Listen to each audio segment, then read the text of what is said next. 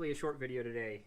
We're going to be putting a VFD in the mill, and along with that, I'd like to get the coolant running in it. I think that it's already been set up, at least the wiring on the motor, because all the motors on that were wired for high voltage when I got it, and the coolant motor was the last one that hadn't been rewired. I had a friend of mine help me out with it, and he was doing that while I was doing some other work in here. I'm going to double check his work and make sure that it's set up correctly, but hopefully it is. And so we'll be putting the VFD in and then getting that wired up and hopefully testing it out. Let's get to it.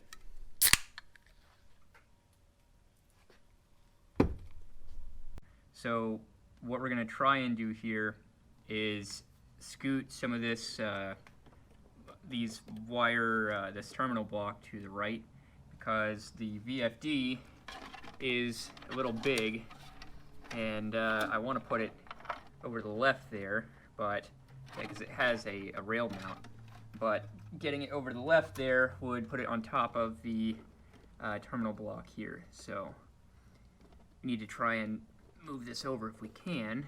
Let's take some of these in the middle that don't have anything on them and see if I can just pull them off.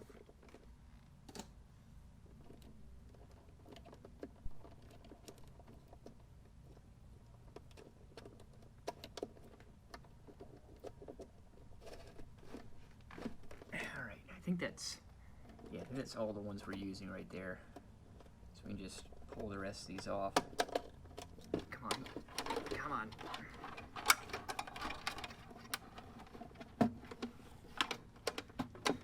Oh no, I think I may get in the way of that, the wiring right there for the fuse. You know what? Fuck it.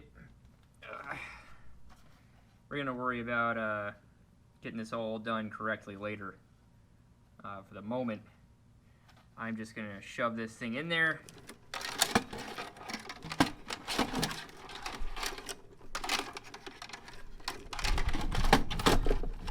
Just like that.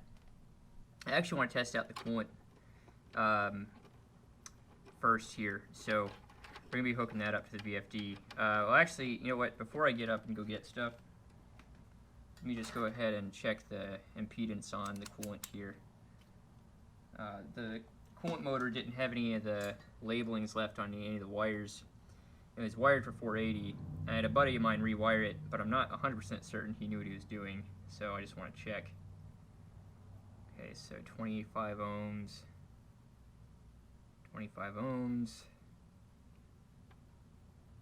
25 ohms. Okay, so at least there's the correct impedance between each phase. I guess we'll know in a moment if any of the coils are backwards.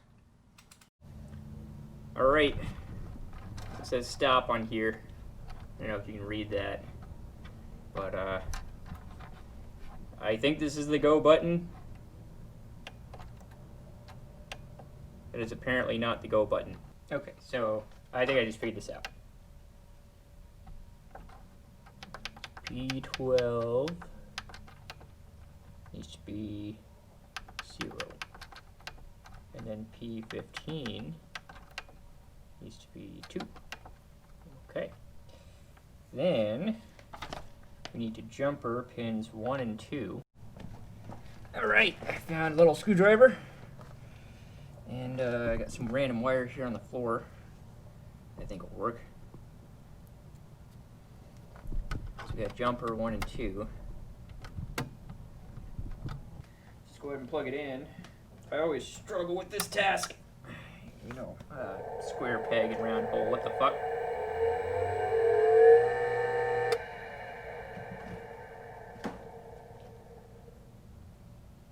Okay. I unplugged it because I didn't expect it to just like start fucking doing itself, but it sounded okay. I don't know what this IT trip thing is. It's probably a current overload, which would mean that it's wired incorrectly.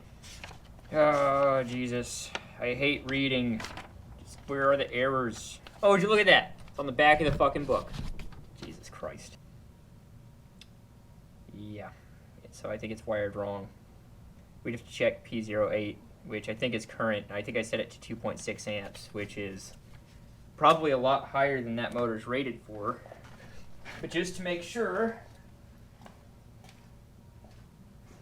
just take a peek in here real quick. Wait a second. Oh my god. My friend is well, I guess it's just turned into a wire or motor rewiring video. Damn it! Magnets!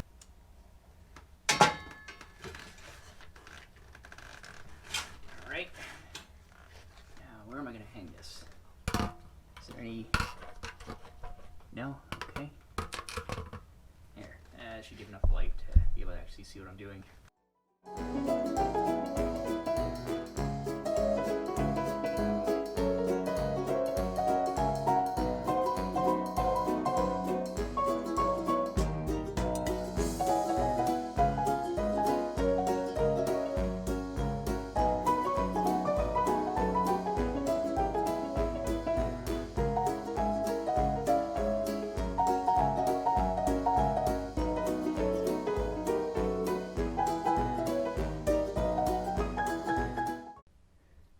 Appears that no one is touching each other. So, let's go back to the other side and give it a shot. Well, I sure hope this works, because I've not got much battery left.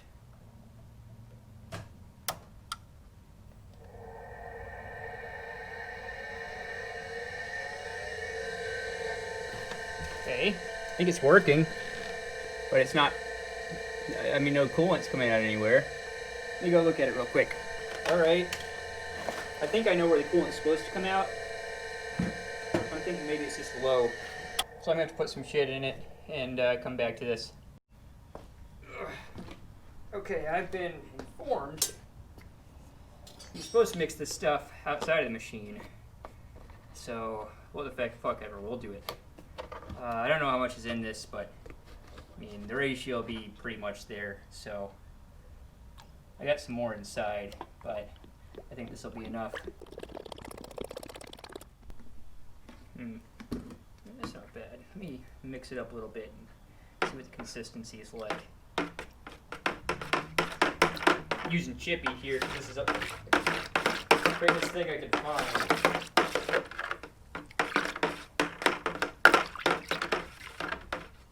And Chippy didn't get to do it last time, so.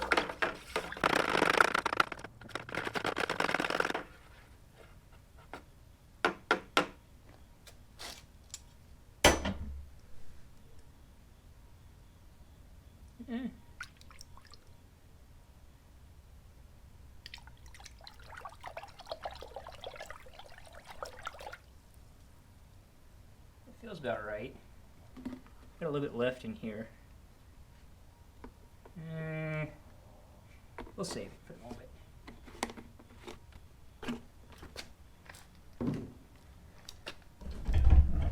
And I think this was better at mixing anyway, so.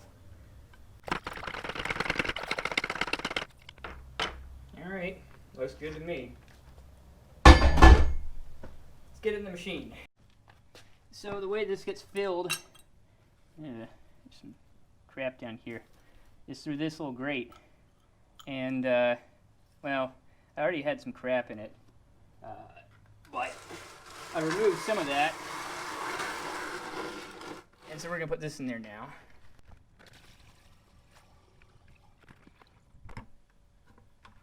Alright. Now I'm pretty sure that the coolant comes out of this hole right here.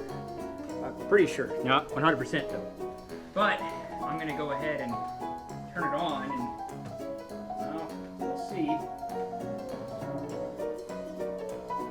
As if there's no coolant in the base. I was actually feeling down there. I didn't feel like we added a whole lot.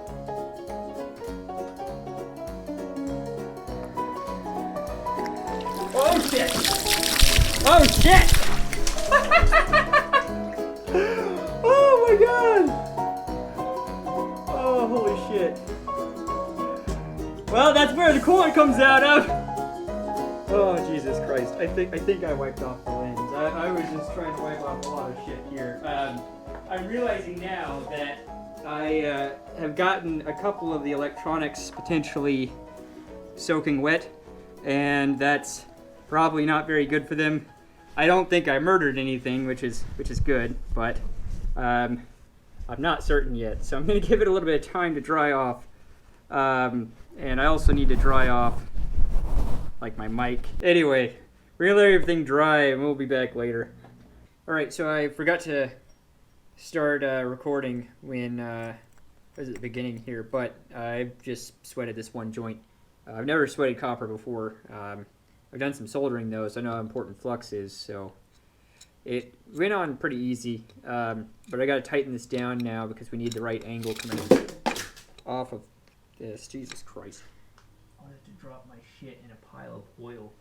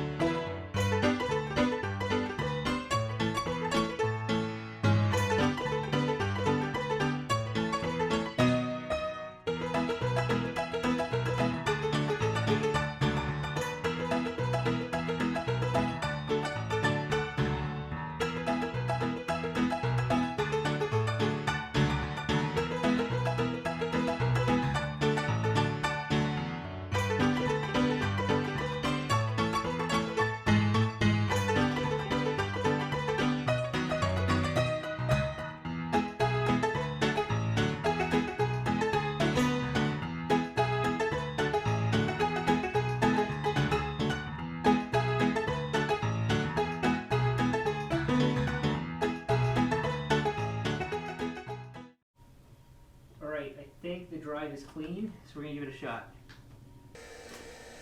Alright, no leaks.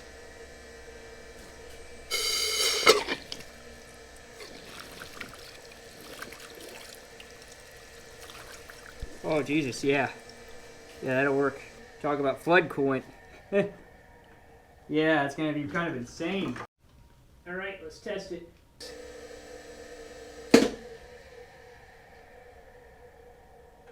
Looks like I forgot to set the amperage down. Alright, test 2. Oh, come on, man. Still overcurrent? Alright, battery's got like no left on it, so let's try it. Oh my god.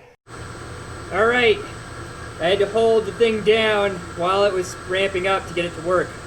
I'm going to fuck around with this a little bit, but looks like it works. I think what I might have to do is essentially set it up where whenever the drive turns on, it just turns on all the motors that I want at that point. So, I don't know. This is what I'm sticking with for now. So I'm happy. Well, we did it. We got the VFD installed, and everything seems to be working, and I needed this for something else, another video that'll be coming out soon. There's still obviously a lot of things that have to be worked out. I think that my first thing that I want to do is, obviously unwire the coolant and wire it back to a contactor and give it its own way of being turned on and off rather than just always being on. But the other thing that I want to do is I'm going to set it up a little differently than it's set up now. Right now, the way that it's set up, and I think I'll do a little video on this because I've been meaning to do one on machine logic and what goes into wiring up contactors and all that. It's really fairly simple. If you have a background in programming or working in any kind of Boolean logic type systems, which that's my background. It comes sort of naturally because it's essentially a lot of NOT gates. I mean, you have normally open, normally closed, and you can technically build a computer with that. But regardless, those I wired them up initially so that the start button on the left side will start either the coolant, or the feed, or both, depending on what that lever on the left side is selected to. So if it's selected to one of the settings that only does coolant, it'll only turn on coolant. Well, I didn't wire up coolant, but that was what I intended to do. What it actually did was just feed. But so if it was on a setting that selected feed, then you hit the button and it would start feed. Then the start button on the front would actually start the spindle. So if you had the spindle selected in there, you hit the start button in the front, it would start the spindle, but nothing else. It was an awkward arrangement. I don't know exactly why I did it that way, and I don't really want it to work that way anymore. And also, it really can't work that way anymore because, recall, the VFD doesn't really like motors being started after one's already been started. It likes starting the motors all at once, sort of. So instead, what I'd like to do is wire it up in such a way that the start button, any of the start buttons, will just start the VFD. Like, it'll start the motors. And then the stop button will still work like it does now. It'll just stop all the motors. Which is either stop button I did wire up to stop all the motors. But so we'll wire it up that way so that when we just buy the selector will select whatever, and then we'll hit the start button, it'll start the VFD, and the VFD will then, all the motors will get started by that. So I think that'll work. I still got to work through it a little bit and kind of draw it out and see what I want to do with it. But I'll try and do a video on that soon because I need to take care of that soon. And then we'll, hopefully it'll all work exactly as planned. But anyway, oh geez, this is Coke can Russian roulette. Which one of these did I just set down? This one?